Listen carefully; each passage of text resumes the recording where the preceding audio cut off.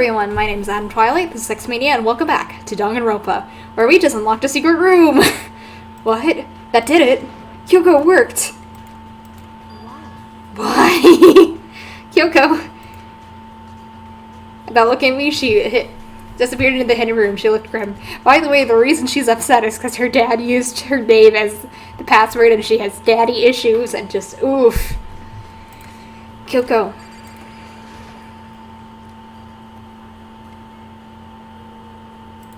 Hey, Kyoko. You may as well not have been even in the room. Her gaze was fixed only on the one thing. A present? Wrapped and covered in with such joy. That's what made it so unusual.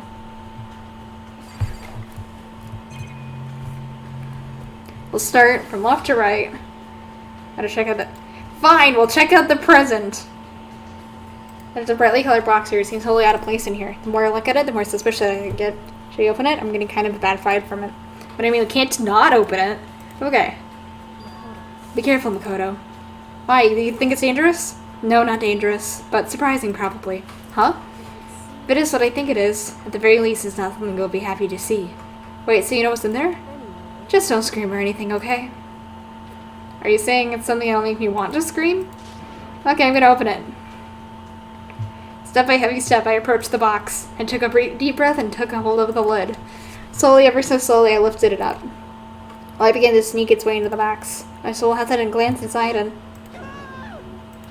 Kyoko's advice was no use. I let out a trembling cry. Bones! Bones in the box? It was bones! Human bones! It was the last thing I expected to find in such a bright, joyful box. I mean, who could have possibly imagined? Just as I thought. What? What was in the box? It was all wrapped up, so I never would have guessed. Human bones!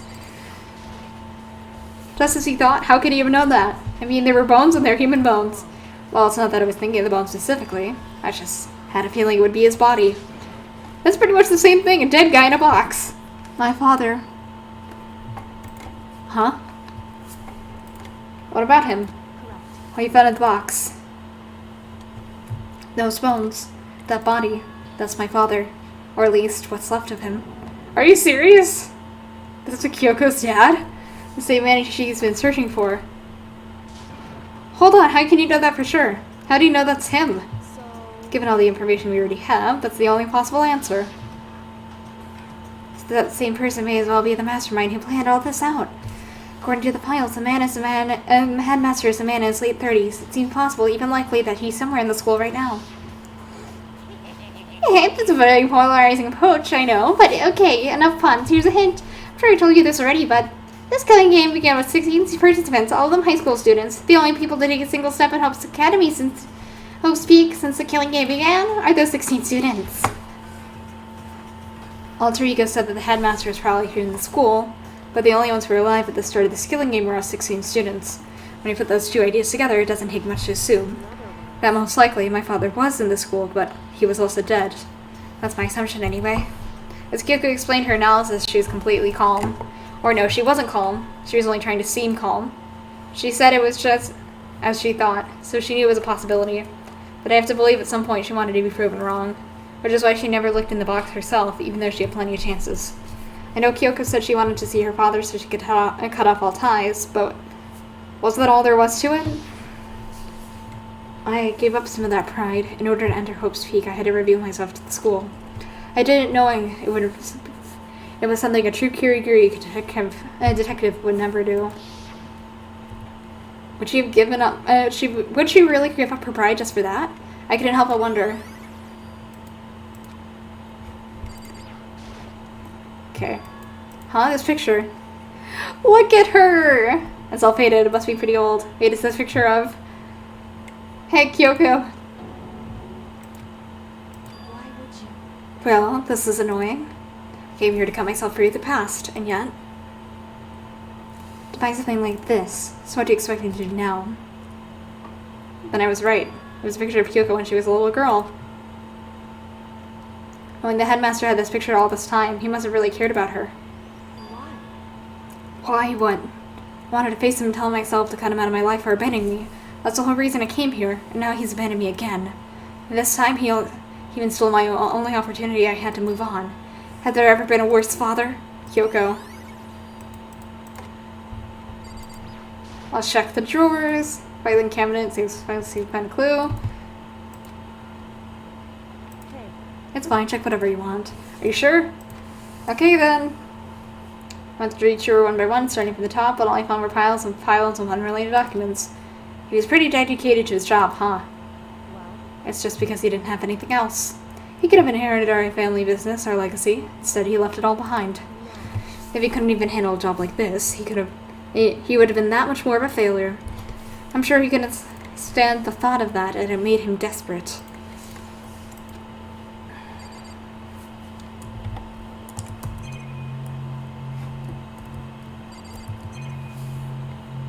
Okay. The headmaster's desk is probably hiding some kind of clue, so I really want to check it out, but I really don't want to touch Kyoko's dad's desk without her permission. Hey, Don't worry about me. Feel free to look around as much as you like. Are you sure? um, Never let anything get in the way of investigation. I don't. Okay then, if you don't mind. Starting from the top, I opened all the desk drawers and looked inside. I rummaged through each one, finding nothing but unrelated documents in the last drawer. Huh, what's this? It's an e-handbook, right? And it has a label on it that says, in case of emergency. I found some kind of emergency handbook in the headmaster's desk. another one. A handbook with no limitations, given the school's ultimate authority, the headmaster. I'm assuming that's what it is. I think you're probably right. We can open the lockers! It might prove useful as we continue our investigation. Why don't you hold on to it? Huh, but Kyoko? I don't need it. If you don't want it, go ahead and leave it here. Then I guess I'll take it. Is this really okay? Listen, Makoto? Huh? Can I ask you a favor? A favor, what is it? So, I know it's completely unreasonable to ask you this, but I will only inconvenience you that much more, but hey, could you leave? Huh? correct. Just for a little while, I'd just like to be alone for a bit. Kyoko, don't worry, I'm fine. I just need to calm down a little. I need to get my emotions in order. You know, Kyoko, you told me before about about the relationship you had with your dad. How you're only connected by blood, not by heart or soul? But maybe that picture motivated him. Maybe he hoped to see me again someday. That what you were trying to say? If so, it's just a theory, and this isn't an issue that can be settled with theories. That picture doesn't change the facts of what happened, what I went through. That problem can't be solved so easily. You're right, I'm sorry. Once I got myself under control, I'll return to the investigation immediately. So please, just give me more time for myself. Okay, I understand. Then I'll see you later. Okay. Is she really okay? Kyoko must have been a complete shock to her. I mean, it was a shock to me. To find out what happened to the headmaster. There's no doubt the mastermind confirmed that evil deed. They killed the headmaster, killed Kyoko's father. They killed him. The headmaster is dead. The one lady, the Hope Speak staff, the one who finalized this plan to isolate you, was the Hope Speak headmaster. So that same person may very well be the mastermind who planned all this out. And according to the files, the headmaster is a man in his late 30s. It seems possible, even likely, that he's somewhere in the school right now. But we were wrong about that. The headmaster wasn't the mastermind. Which reason the mastermind's true identity is... And that's a very polarizing approach, I know, but enough. Okay, enough puns. Here's a hint. I'm sure I already told you this already, but this killing game began with 16 participants, all of them high school students. The only people to take a single step at hosting since the killing again are the 16 students. Ooh. 15 of us men in the male hall. We went to the male hall. It's full of male. I'm sorry. I'm just gonna laugh at the little translation goof they made here. Little typo. Add Mukuro to the mix and you get 16. And including me, only 6 of us are still alive. Everyone else is dead.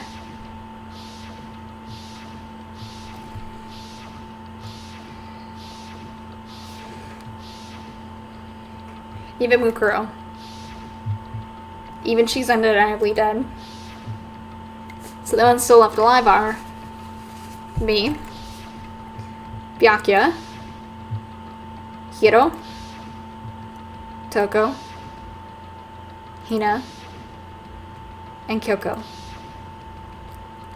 Only those 6 people are left still alive. Then there is no question. Wait, no, that can't be. I refuse to believe it. There has to be some other way. There just has to be. Okay. Anyways, now that we have the emergency opening one, we can open the lockers. Hee hee hee ha ha ha ha ha.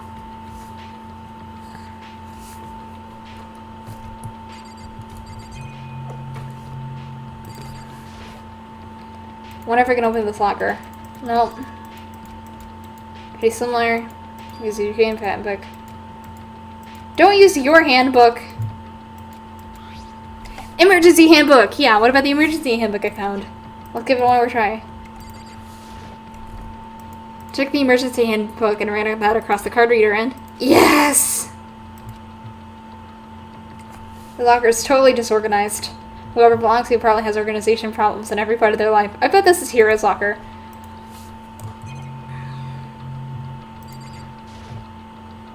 Crystal ball. Crystal ball. No, it can't be. There's no way he ever used this locker. It's just not possible. It's his locker! Like a playing cards, no, they're tarot cards. But wait, aren't those used for telling fortunes? It's just a coincidence, right? It's only coincidence, right? This is not Hero's locker, is it? But it is. All kinds of textbooks and notebooks. Dust everywhere. I have to assume whoever stuffed this didn't do a lot of studying. Not that I can really talk. Trying to act as casual and natural as possible. Picked one of the notebooks I saw, but the moment I looked inside the notebook, any sense of uneasiness I may have had evaporated. What? There's no denying what I saw. Inside the notebook was written, Yasuhiro Hakakure. This is our Yasuhiro.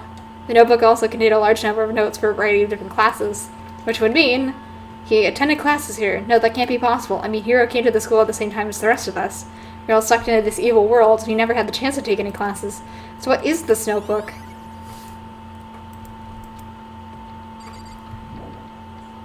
I want to open up the rest of the lockers.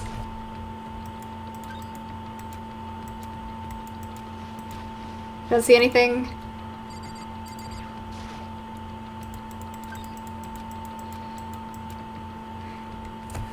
This thing is practically empty.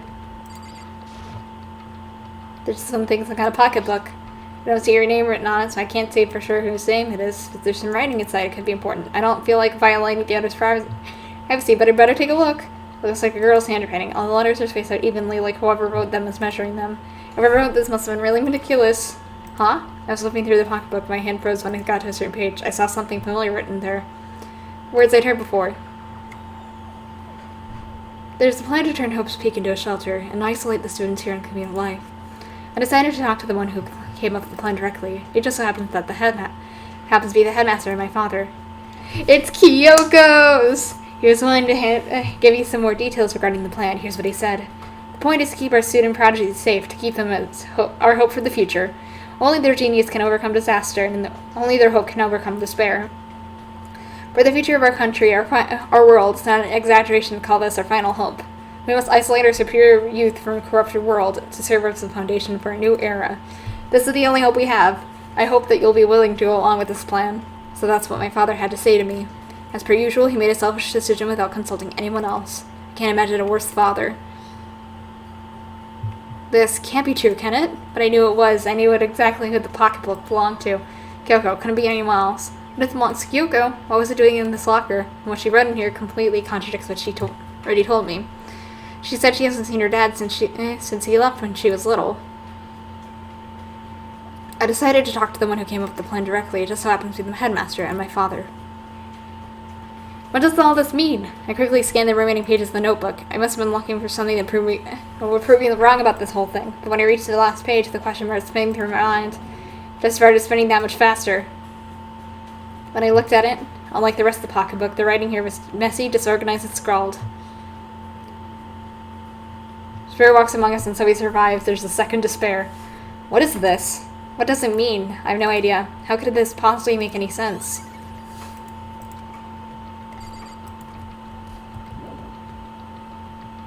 But the more I see, the less sense it makes because these lockers, I mean, they had to belong to previous students, right? So why am I seeing this? Why are there things in the lockers that look like they belong to people here? And a notebook seems like it belongs to Hiro, and a pocket that seems like it belongs to Kyoko. There has to be some kind of explanation, but if I want to find that out, I need to keep moving the investigation forward, and I believe in everyone.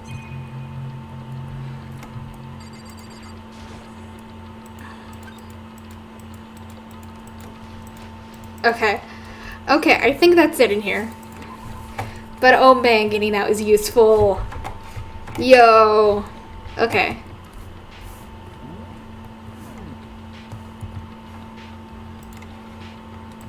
Okay, I was trying to see how much time we got left before...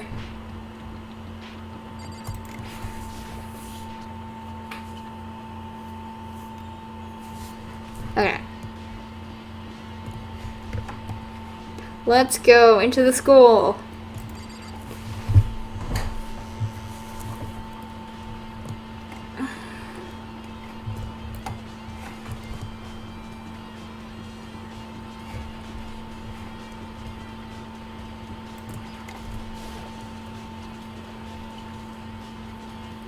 Is there going to be anything in the second floor? You have to go to the 4th floor next.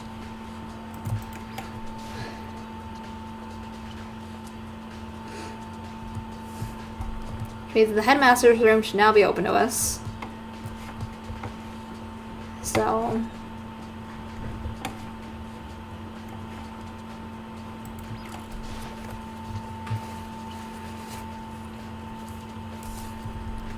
Alright. Noom.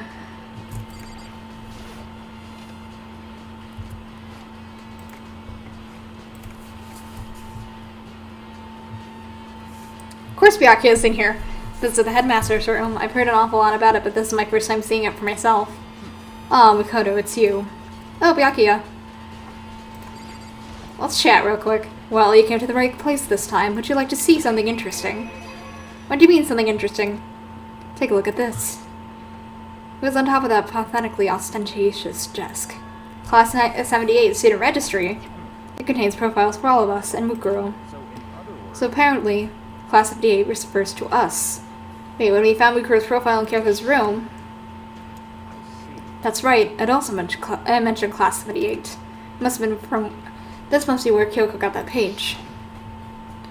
And since the rest of our profiles are listed in there along with hers, there can be no doubt Mukuro is a student here at Hope's Peak Academy, just like the rest of us.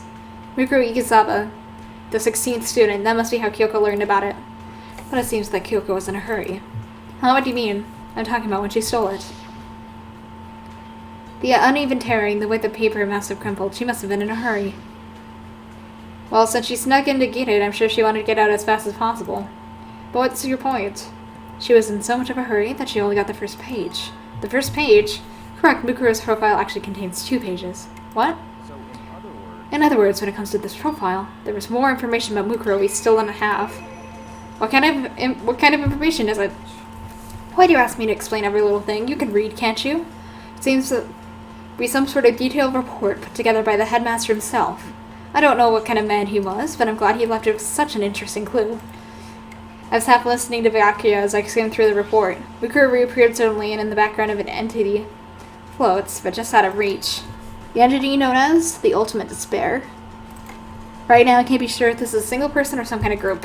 Whatever it is, Mukuro definitely has some sort of connection to it. I have a bad feeling about this. I need to push forward with my research into the Ultimate Despair. I need to pay attention to Mukuro's behavior too. This is just my gut feeling, but I think she's dangerous. Despite the countless battles she must have gone through as a member of Fenrir, when she opened Hope's Peak, she didn't display any signs of battle wounds or scars. That fact alone proves her tremendous skill in battle. Naturally, I want to believe her. She's one of my students after all. But if I decide she's a danger to the other students, I will be forced to take all reasonable measures. Mukuro was part of the Ultimate Despair. I don't think there'd be any doubt about it now, but wouldn't that mean Mukuro and the Mastermind were allies? So why would they kill Mukuro? Plus, even the headmaster seemed to be afraid of what Mukuro was capable of. They would have had to take her completely by surprise to kill her like that. Or maybe it means the Mastermind is even stronger than Mukuro was. What's wrong, Makoto? Huh? You seem to be lost in thought, but I should probably point out one other thing. There's another important bit of information in that file you should note. What is it?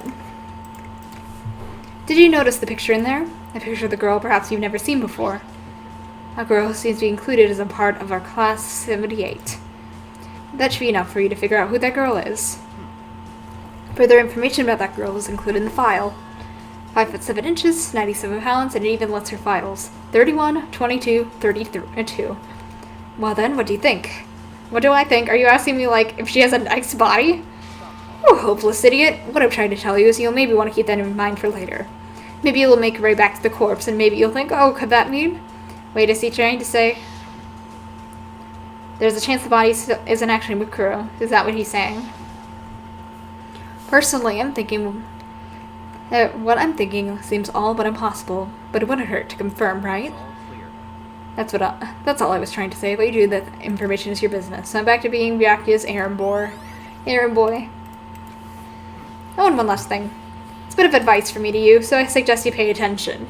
Well, we'll find out that advice next time. So thank you so much for watching, and I will see you. Goodbye!